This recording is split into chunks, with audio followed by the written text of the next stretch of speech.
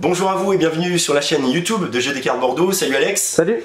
Voilà, c'est une journée très chargée en termes de sorties. Vous connaissez le principe, c'est votre petite pastille ludique hebdomadaire et vous êtes nombreux à vous y abonner, donc on vous remercie chaleureusement.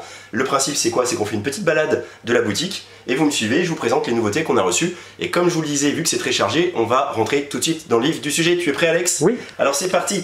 Matago nous sort Trails of Tucana. Trails of Tucana, c'est un jeu de flip and write du type Welcome. C'est du flip and write, Welcome également.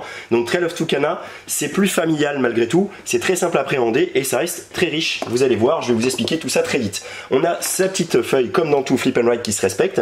On va avoir des petits objectifs communs. Voilà. On va avoir un départ asymétrique, c'est-à-dire que si le joueur 1 un joueur va énoncer ces chiffres-là, A, D, C, B, D, A, et je vais les écrire en partant de 1. Donc je vais écrire A, D, C, et je vais faire le tour comme ça, et toutes les lettres, tous mes villages auront des lettres. Maintenant le but c'est justement de relier les villages entre eux, puisque vous voyez que si je relie le village A au village A, et que je suis le premier, je marque 3 points. Le village C au village C, je gagne 5 points. Sur ma petite feuille, si je relie un village à une obélisque, je vais marquer 1 point, et si je le fais une deuxième fois, je marquerai 2 points, et je pourrai tracer une route partout où je veux. Parce qu'en fait, on va tracer des routes pour relier, un petit peu comme dans la route des vignes, en fait, de ce même éditeur Matago. C'est tout bête, on va tirer 2 cartes qui indiquent 2 paysages, ici de l'eau et du sable, et je vais pouvoir relier n'importe quelle tuile eau à n'importe quelle tuile sable, de centre à centre, voilà. Et ainsi, je vais constituer des réseaux pour être le plus efficace possible. Et puis, ça va se jouer en 2 manches, et ensuite, on va compter les points, et le meilleur l'emportera évidemment. Donc voilà, c'est plus familial, finalement presque plus qu'un Welcome, mais ça reste quand même très riche et c'est un peu comme les aventuriers du rail qui rencontrent Welcome, qui rencontrent tous les jeux de flip and write. C'est très réussi dans ce domaine familial du flip and write. Trails of Tucana. Ensuite, on va vous parler de Push. Push est un jeu de Prospero Hall. Prospero Hall, c'est ceux qui ont fait Villainous, c'est ceux qui ont fait les Dents de la Mer. Ils font plein de choses chez Ravensburger. Et là, avec Push, vous avez un jeu de stop ou encore. Un jeu, en fait, assez classique finalement, un jeu de collection de cartes quand c'est votre tour. Vous connaissez le stop ou encore, hein. Soit je continue à mettre des cartes mais je risque de tout perdre, soit je m'arrête là. Et là, le principe c'est quoi? C'est que je vais poser des cartes pour faire des colonnes, je peux en faire 3 maximum, mais à aucun moment je peux mettre une carte d'une couleur dans une colonne où il y a cette même couleur et ou une même valeur identique. C'est-à-dire que là maintenant, ce vert, je ne peux plus le poser là. Je pourrais le poser là pour me faire une bonne ligne à 12 points. Et évidemment, là je peux continuer aussi, tiens, là j'ai 6 points, et à un moment je peux décider de m'arrêter. Donc ça c'est une carte spéciale qui dit que dans le sens inverse d'une montre, les joueurs choisiront les colonnes que je n'aurais pas pris. Il y a cette petite carte là aussi qui peut être un petit peu chafouine, puisque je peux la poser ici. Et maintenant, si un joueur récupère, alors on va dire que je m'arrête, donc je vais marquer mes 12 points. Et si un joueur récupère cette carte là, il devra jeter le dé et il perdra toutes les cartes vertes qu'il aura au préalable stockées. Évidemment, il y a une action qui permet de banquer ces cartes pour pouvoir les retourner et qu'elles ne soient plus prises en compte par le dé. Voilà, c'est efficace, c'est le petit jeu de l'été, un petit peu stop ou encore, un petit peu chafouin, avec un joli dé chez Ravensburger. C'est arrivé, c'est bien réussi aussi. Cupcake Academy, donc ça c'est un jeu que tu avais un peu tapé dans l'œil quand tu as eu la vidéo de Martin et Sylvain de Un Monde du Jeu. Oui. C'est un jeu coopératif où on va devoir réaliser les objectifs qui sont sur ces petites tuiles ici, avec des petits moules à tarte en fait, hein. C'est rigolo, on fait des jeux sur tout, qui sont de différentes couleurs et il va falloir obtenir cette combinaison là. Donc d'un côté, lui il devra avoir ça et lui il devra avoir ça, en se passant les différents plats par cet emplacement là, et donc on va devoir se prêter les choses pour pouvoir réaliser les objectifs, et à un moment quand on réussit, eh ben, on repasse, on part de cette configuration là, on en retourne à nouveau et on est reparti. C'est un jeu de logique, c'est un jeu où il va falloir bien réfléchir parce que les choses sont des fois un peu cachées les unes sous les autres, il va falloir se rappeler, il va falloir se donner les différentes moules à tarte. C'est rigolo d'avoir fait un petit jeu de stratégie un peu prise de tête, jeu abstrait finalement sur les moules à tarte. Cupcake Academy chez Blue Range vient de sortir également. On a reçu Gangsta. Donc Gangsta, pour vous en parler, en fait c'est un peu comme les bâtisseurs, ça va rigoler parce que c'est un thème beaucoup plus immoral que les bâtisseurs, mais finalement c'est un jeu de gestion de ressources, puisque vous allez avoir des boss, voilà, qui ont des capacités, vous allez avoir, comme en fait un peu les projets de construction, des projets de vol, de cambriolage qui demandent des certaines capacités, vous allez avoir des gangsters, un peu comme vos bâtisseurs, qui ont ces capacités. Donc vous allez les recruter en payant des sous, pour ensuite les activer pour faire les larcins indiqués sur les cartes. Le côté malin, c'est le côté synchronisation qui fait que vous devez faire en sorte d'utiliser tous vos gangsters et comme ça, ils se remettront en forme gratuitement. Voilà, donc ça c'est le côté un peu optimisation. Si vous ne le faites pas, eh bien vous devrez payer 1 $ pour chaque gangster que vous voudrez retaper pour pouvoir le réutiliser à la manche d'après. L'autre côté malin, c'est que le jeu se joue en 3 chapitres. Chapitre 1, chapitre 2, chapitre 3, et qu'il y a une évolution dans les cartes, une évolution dans les contrats, même de la coopération forcée à partir du chapitre 2, et à partir du chapitre 2 aussi des descentes de police, enfin des enquêtes sur vous avec les snitch, qui vous aura forcé à recruter des gangsters ayant ce symbole là, parce que si vous n'en avez pas autant que la carte qui sort, alors vous allez perdre des sous, voire après des gangsters, vous allez perdre des gangsters. Voilà, finalement, il y a beaucoup de richesse dans un jeu comme ça qui se voulait juste immoral, un petit peu fun, etc. Mais c'est un jeu bien plus subtil et tactique qu'il n'en a l'air au premier abord. Dans la même gamme, chez Abigame, chez qui on a commandé Cluster et chez qui on a reçu aussi Gangsta, il y a Did Your Way Out, voilà, un jeu d'évasion de prisonniers dans un univers très marqué, un peu un jeu comme Sbire, un jeu avec des cartes, on va s'embêter, on va devoir creuser, on va pouvoir crafter ses objets, on va s'affilier à des gangs, on va se déplacer de lieu en lieu, non pas par la puissance du dé, mais on va jeter un dé et ça indiquera une face, et chaque lieu a des faces indiquées qui vous permettent d'aller dans ces lieux-là. Dans les lieux, vous pouvez faire des actions un peu particulières. Vous avez un personnage qui a des pouvoirs un peu particuliers. Vous allez acheter des choses avec des cigarettes. Vous allez transformer des choses et vous allez creuser, puisque le but du jeu, c'est d'atteindre un certain nombre de points de creusage de tunnels. Et le premier qui l'atteint a gagné. C'est plus ambiance, c'est assez fun, c'est un petit peu chaotique. Mais pour ceux qui ont aimé Sbire, le thème est très porté et le jeu est intéressant aussi. Voilà pour Did Your Way Out. Maintenant, il me semble qu'on passe de l'autre côté, Alex. Oui. Voilà. Alors ici on n'a rien du tout si ce n'est le retour de Lewis et Clark. Oui. Lewis et Clark dans une nouvelle édition, un petit peu allégé au niveau des règles et du matériel et donc épuré un petit peu, mais qui reste le jeu que vous avez apprécié si vous le connaissez. L'intérêt de ce jeu, c'est vrai que c'est pas un jeu à point de victoire. Il y a plein de jeux à point de victoire. Là c'est une course, donc c'est un peu une construction de cartes, hein, je crois, Alex, hein, parce que moi j'y avais joué qu'une seule fois. Oui. Et toi tu y as pas mal joué. Donc c'est un jeu où on va devoir remonter cette rivière là et gérer au mieux son paquet de cartes pour être le plus efficace et gérer ses ressources aussi, mais le premier arrivé a gagné. Voilà, il n'y a pas de comptage de points à la fin. J'ai franchi la ligne d'arrivée, j'ai gagné. Donc Lewis et Clark, qui était en rupture depuis un bon bout de temps, s'est refait un petit relooking sympathique et s'appelle maintenant Lewis et Clark The Expedition. Oui. Voilà, on a également un gros jeu chez Matago qui s'appelle The Magnificent. Alors vous verrez l'hommage à Gatsby le Magnifique avec cette typographie. The Magnificent, alors vous verrez aussi que on a ici un devin puisqu'il avait déjà mis un masque comme toi, Alex, pour se protéger du coronavirus. Donc c'est un magicien. The Magnificent, on va faire des tours de magie. Et c'est un jeu qui avait buzzé à Essen, qui était numéro 1 du Buzzomètre de Essen. Et on comprend pourquoi, parce que c'est un jeu très riche, mais avec beaucoup de simplicité aussi dans les règles. C'est juste qu'il va être difficile à appréhender et à maîtriser. En gros, c'est un draft de dés. Vous allez choisir des dés qui sont de 3 couleurs, orange, verte ou violette. Il y a aussi des dés transparents, c'est des dés jokers. Ce dé, en fait, vous allez le placer sur des cartes que vous avez. Donc, c'est un jeu de draft de dés, c'est un jeu de cartes à pouvoir, puisque les dés, vous allez les placer sur des cartes. Ces cartes vont vous permettre de faire des actions.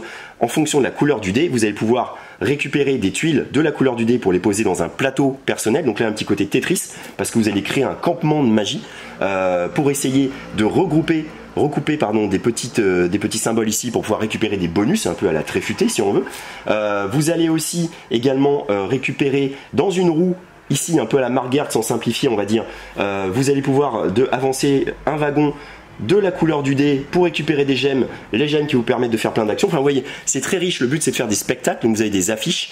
Pour faire des affiches finalement, ces affiches sont ni plus ni moins que des contrats quelque part, et ces contrats, une fois que vous avez réalisé, vous marquez les points, et vous allez à un système de tour de jeu aussi qui est un peu chamboulé au niveau de vos petits chapeaux. Voilà, The Magnificent, c'est un jeu pour joueurs experts, mais comme on aime, c'est-à-dire pas une grosse partie de durée de partie, et très simple dans le jeu, puisque finalement il y a 3 actions à réaliser, et il faut toujours commencer par prendre un dé, et c'est ce dé qui va déterminer après ce que vous allez faire avec, et pourtant ultra riche, avec une grosse interaction, une grosse synergie, voilà, peu d'interaction quand même, si je ne m'abuse.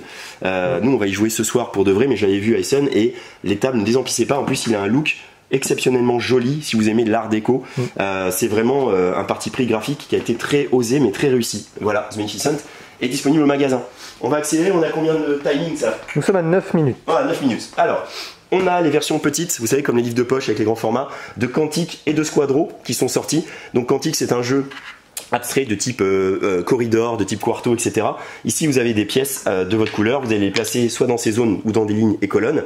Vous ne pouvez jamais mettre la même pièce qu'un adversaire dans sa ligne ou dans sa zone. C'est-à-dire que là, il a mis cette pièce-là cylindrique rouge. Je ne peux pas mettre ni ici, ni ici. Voilà. Maintenant, je vais devoir placer, pas être bloqué. Et le premier qui gagne, c'est celui qui a aligné 4 symboles différents, peu importe leur couleur. Ça peut être une partie des vôtres et une partie des siens. Celui qui pose le 4e et qui prouve qu'il y a 4 symboles différents a gagné la partie.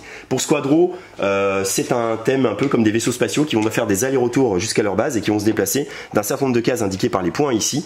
Donc quand vous déplacez lentement à l'aller, vous déplacez vite au retour et vice versa. Vous allez faire devoir faire rentrer à la base 4 vaisseaux, voilà, sachant que quand vous sautez par-dessus un vaisseau, il retourne à sa base, exactement.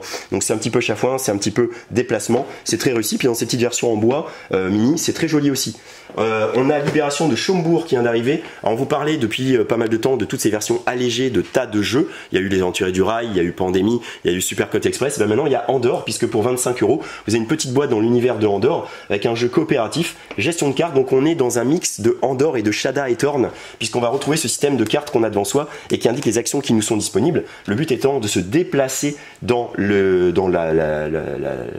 village de Chombourg, puisqu'il y aura des petits objectifs ici, 6, défendus par des méchants. Donc on va y aller, on va les taper, on va faire les actions, on va libérer, on va regarder l'objectif en question et on doit réaliser 4 des 6 objectifs pour gagner la partie. Un coopératif, vraiment c'est comme si Shada et Thorn, la partie 2 joueurs, enfin le jeu 2 joueurs, avait rencontré Andorre. Voilà, c'est réussi aussi et c'est toujours Michael Menzel qui est au pinceau.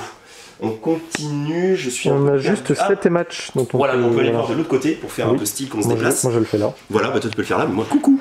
Donc 7 match, vous avez un jeu de pitch, vous savez qu'on a craqué sur Pitch Out. C'est un jeu complètement différent, c'est un jeu de sport qui va reprendre le principe du tennis, mais de manière excellente. Alors c'est un jeu qui était déjà sorti il y a un an, qui avait vraiment cartonné, mais qui était vraiment très amateur au niveau de l'édition parce que c'était une autoproduction. Là on sent que il y a un dos déjà qui ressemble à quelque chose, et puis ils ont retravaillé un peu le look du jeu, notamment les pions qui n'étaient pas très réussis pour avancer sur les sets, les jeux et les matchs. Et vous allez pitcher cette petite balle de tennis. Et c'est un jeu de tir à la corde, un petit peu comme dans Seven Wonders Duel. Vous avez un pion qui est là au centre. En fonction de là où atterrit la balle, vous allez avancer d'autant de points vers votre adversaire. Si vous arrivez au bout de sa ligne, vous avez marqué le point. Donc lui va essayer de vous le renvoyer pour vous renvoyer la balle. Enfin, ce pion-là qui est un peu, on va dire, la simulation de qui prend le pas sur qui pendant l'échange. C'est très réussi. Si vous aimez le tennis, on a ces sensations d'habiter et de stratégie de où je vais placer ma balle en fond de cours, en ace, en amorti, etc. C'est très très bien. Voilà, cet match est disponible. Alors, ensuite, on a pour les enfants, il y a un peu de jeu pour les enfants. Et donc il y a Superfly, voilà, Superfly qui vient de sortir. C'est un jeu de collection de cartes avec ses tapettes à mouche dés, c'est vraiment toute l'originalité du jeu. Donc le but du jeu, faire des collections de cartes qui sont soit toutes du même chiffre, soit toutes de la même couleur, soit toutes de couleurs différentes. À un moment, vous mettez des cartes comme ça sur la table, chacun va agiter sa tapette à mouche en mélangeant son dé, et on va taper à 3 sur la carte de notre choix, un peu comme dans Crossing pour ceux qui connaissent. S'il y a égalité, alors c'est le dé qui départage qui va l'emporter. Donc là j'ai fait un 6, c'est moi qui l'emporte. S'il n'y a pas d'égalité, vous récupérez la carte et vous la mettez devant vous. Voilà, ça joue en temps de manche jusqu'à ce qu'un joueur récupère un certain nombre de jetons. C'est rigolo, voilà, c'est pas prise de tête. Les enfants vont adorer taper avec leurs mouches et c'est coronavirus friendly puisque ce n'est pas avec les mains qu'on tape, donc on ne se touche pas les mains et on se fait pas mal aux mains non plus parce que c'est des tapettes uniquement qui dégustent. Voilà. Je crois qu'on a quasiment fini, il me semble. Oui. On se retrouve derrière le comptoir pour vous présenter un truc qui te fait plaisir, hein, Alex. Hein, c'est un jeu que tu adores. Le Seigneur des Anneaux, Voyage en Terre du Milieu. Voilà, donc ça, c'est le jeu coopératif, scénarisé, géré par une intelligence artificielle sur une application. Entre le jeu de rôle, hein, c'est ça, hein, tu peux en parler toi si tu veux. Oui, tout à fait, ouais. C'est entre le jeu de rôle, le jeu de plateau. C'est une application qui est téléchargeable sur Steam qui va gérer en fait tout simplement le déplacement des ennemis, l'apparition, etc. Et c'est très bien fait, le système de cartes est très très bon parce qu'on a ce côté où quand on joue un héros, on a son set de cartes, on aura une faiblesse évidemment. Et si on fait un Aragorn gardien, et ben on a les cartes d'Aragorn, on a les cartes de gardien et on a sa faiblesse. Et du coup c'est ce paquet de cartes là qui va un peu générer les différents succès des tests qu'on va pouvoir faire durant la partie. Voilà, et ça c'est l'extension, c'est une grosse extension, il y a une petite extension qui était sortie. Celle-là c'est une grosse extension puisqu'elle est à 75 € quand même, mais le jeu lui est à 100 € hein, je crois. C'est une très grosse extension avec plein de figurines, plein de tuiles, de quoi rajouter beaucoup de scénarios et d'histoires à vos parties. Tant qu'on est, là le pas est facile à franchir pour passer au jeu de rôle, hein, puisque c'est d'influence jeu de rôle. Et ben voilà, on a tout ça de lecture, hein, s'il y en a qui s'ennuient pour l'été.